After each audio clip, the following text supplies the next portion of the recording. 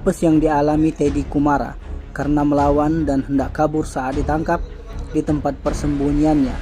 Betis warga Kecamatan Gandus, Palembang ini terpaksa dilumpuhkan dengan peluru timah panas oleh petugas kepolisian opsional unit Ranmor Satreskrim Polrestabes Palembang.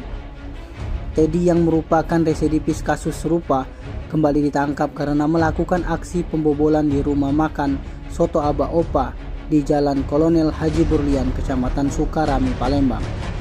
Teddy membobol rumah makan itu menggunakan obeng dan masuk dari pintu belakang dan mengambil handphone merek Vivo Y12 yang ada di atas meja kasir.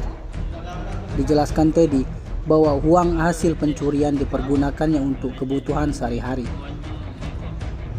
Kapolrestabes Palembang Kombes Pol Muhammad Najib melalui Kasareskrim Kompol T. Wahyudi mengatakan tersangka sudah ditangkap atas laporan korban bernama Dahu Suhadi terkait pembobolan rumah makan Soto Aba Opa.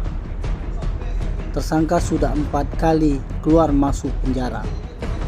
Dijelaskan Teddy bahwa uang hasil pencurian dipergunakannya untuk kebutuhan sehari-hari. Guna mempertanggungjawabkan perbuatannya, tersangka terancam hukuman penjara selama 7 tahun. Dari tangan tersangka, polisi mengamankan barang bukti berupa 1 buah obeng yang digunakan pelaku untuk membobol rumah makan. Warung itu ya? Nggak pesen kasih atau duit ya? Ada receh. Receh. Ya receh dengan duit puluhannya Wiko. Jadi berapa kau dapat duit galo-galo itu? Dari maling sama ke toko duit mesin itu berapa?